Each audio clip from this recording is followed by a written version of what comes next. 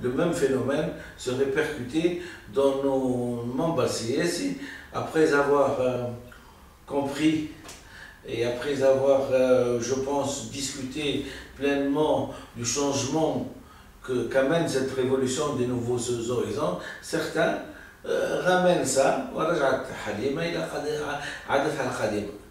donc les uns vont nous parler des Houïr, et les autres vont nous parler par exemple qu'il ne faut pas faire de justice, que maintenant on va faire ce qu'on appelle une justice permissive pour les gens qui nous ont ruinés, hein, qui nous ont massacrés, qui nous ont torturés. On va leur offrir encore non seulement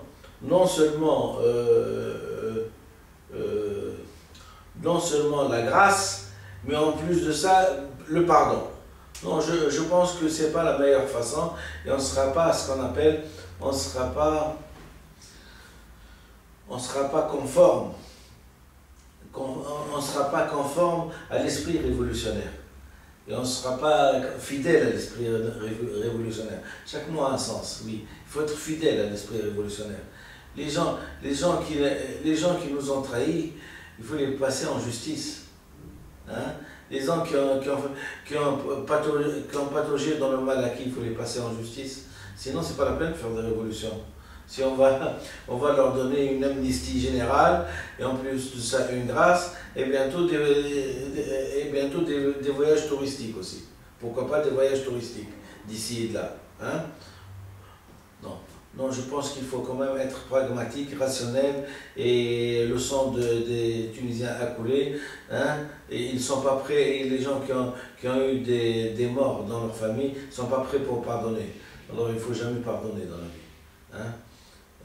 Œil pour œil, dent pour dent, ça a été la justice de Talion, il faut l'appliquer, c'est tout. Quand on a été intègre toute sa vie, on ne doit pas avoir peur de la justice. La justice, elle doit s'appliquer pour tout le monde, et elle doit s'appliquer surtout en période révolutionnaire. Et je vous rappelle qu'en période post-révolutionnaire, et c'est toujours un exemple, la Révolution française, il faut jamais oublier ça, c'est que les gens qui nous ont dépassés, hein, dans la civilisation, qui ont fait des pas énormes dans la civilisation, sont exactement pour nous un objet identificatoire. Et ce matin, je suis allé sur Internet pour chercher qu'est-ce que c'est la justice révolutionnaire et le tribunal révolutionnaire. Et j'ai lu, ça m'a, hein, c'est que pendant la Révolution, le 17 août 1789, je pense, le 17 août, hein, on a instauré ce qu'on appelle un tribunal révolutionnaire, qui était chargé d'appliquer, hein, tout ce qui ont conspiré contre l'État, tous ceux qui ont espionné contre l'État, tous ceux qui ont été tous ceux qui ont été des criminels et des criminels contre les libertés individuelles. Oui, oui. La justice, s'ils se sont civilisés, c'est qu'ils ont pu, leur révolution, ils l'ont mérité. S'ils sont dans cet état-là, c'est que quand il y a eu la révolution, il y a eu la justice. C'est tout. Tout ce qui ont conspiré, c'était... Je connais pas très bien les motifs, mais je suis prêt à vous les lire la prochaine fois. Bon, donc, la justice, il faut qu'elle passe. Donc, il faut qu'elle passe, quel que soit X, il faut qu'elle passe. Parce que, n'oubliez pas que nous avons une mission non seulement historique, mais les générations futures, quand ils liront ce qu'on a fait pendant cette période-là, ce sera pour eux un document essentiel, le fondement même de la justice. C'est ça la justice. Il y a des fondements, il y a des actes à faire. Hein? Et donc un tribunal, je pense qu'un tribunal révolutionnaire pendant une année, hein, pour épurer, hein, toute cette marmaille, hein, de personnes qui sont accaparées le pouvoir sans le mériter, il faudrait qu'ils passent en justice, hein, sans le mériter. Hein, c'est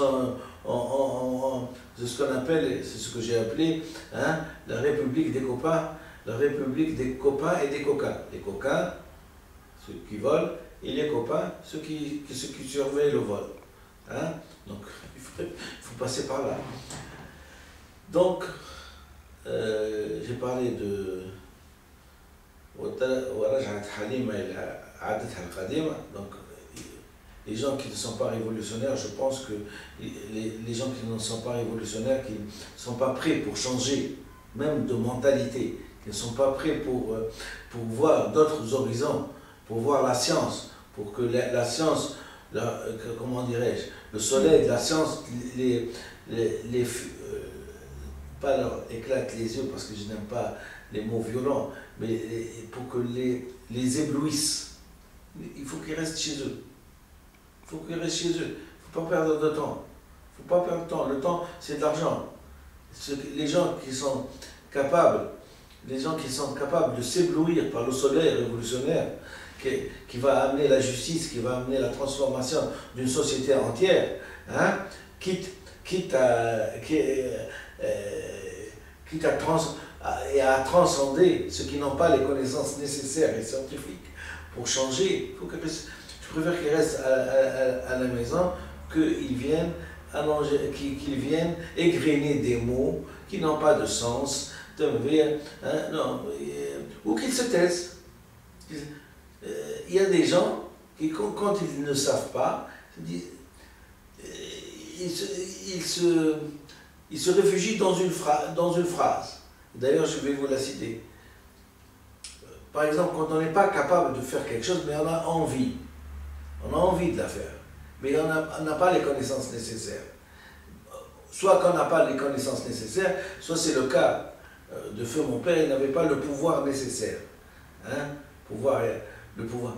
Il s'est réfugié dans une petite phrase qu'il m'a apprise. Hein. Gémir, pleurer, crier est également lâche, fais énergiquement ta langue et lourde tâche dans la voie où le sort a voulu t'appeler, puis qu'au moins souffre et meurt sans parler.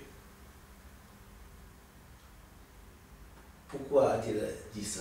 C'est parce que quand il a vu que toute sa patrie, tous ses citoyens, hein, s'engager par des incultes, hein, dans la conquête du passé en écrivant et en remontant le temps, il s'est réfugié dans cette phrase. Ayant conscience, d'abord, que c'était une fausse piste, hein, de la langue.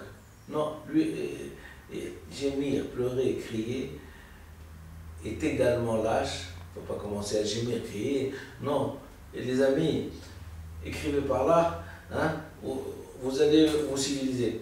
Gémir, pleurer, crier est également lâche. Fais énergiquement ta langue est lourde de tâches dans la voie où le sort a voulu t'appeler. Puis comme moi, souffre et meurt sans parler. C'est des vers d'Alfred de Vigny, choisis par feu Dr Belfissa Mohamed, pour les gens qui n'ont pas de compétences pour changer quelque chose. Vaut mieux se taire. Ceci dit, en voyant les vidéos, comme le hasard a voulu que je tombe sur une petite vidéo du président Habib Bourguiba. Et ça a retenu mon attention. À l'époque, en 1956, il y a une femme qui l'a interviewé et lui dit « Comment vous avez réussi à vous dire que vous étiez l'homme qui allait diriger un pays? Comment vous avez fait ?» Et c'était la question, elle avait un double sens. Elle avait un double sens. Et je vais vous expliquer le double sens. sachant très bien que le niveau dont il pouvait s'enorgueillir en face des gens qui, qui suivaient simplement ses paroles sans comprendre que c'était un problème de culture, et le choix d'une civilisation c'était d'abord un problème de culture, de recherche et tout. Celui-là qui veut gouverner un pays, a-t-il les compétences? Alors, et les compétences, c'est quoi? C'est le temps. Parce que quand vous êtes assis sur une chaise et que vous êtes en train d'étudier, hein, vous êtes en train de vous cultiver, vous êtes en train d'apprendre, vous êtes en train de connaître, vous êtes en train d'augmenter votre pouvoir de décision. Quand vous prenez la responsabilité d'un État pour le gouverner, il faut avoir acquis ça. Il faut avoir des connaissances solides, il faut avoir lu des livres, il faut avoir compris comment le psychisme marche, il faut avoir... Hein, c'est des heures de frustration, d'abnégation, ce n'est pas des discours, du blablabla, et c'est peut-être encore moins hein, une expédition comment on est, romanesque, hein, je m'excuse du terme bled, de bled en bled. C'est pas parce que on vous a écouté dans un bled qu'on vous a donné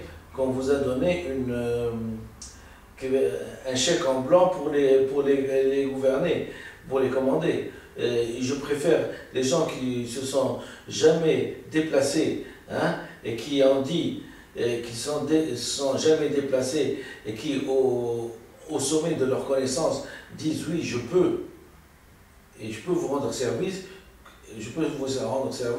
à la lumière de mes connaissances, que les personnes qui racontent dans des interviews d'il y a 50 ans qu'ils ont fait le pays de village en village pour dire que pour raconter du n'importe quoi d'ailleurs. Donc la question c'était une question piège. Ce monsieur-là a-t-il une instruction suffisante et donc son temps est-il cher pour qu'il puisse prétendre à la responsabilité, à prendre la responsabilité de gouverner un pays? Et il a montré par sa réponse qu'il était en train de faire, de passer de bled en bled bon, on dirait que c'était un problème de l'indépendance. Mais c'était après l'indépendance. L'interview était après l'indépendance. Donc c'était problème. Est-ce que vous avez l'instruction nécessaire? Est-ce que vous avez mis le... Est-ce que vous avez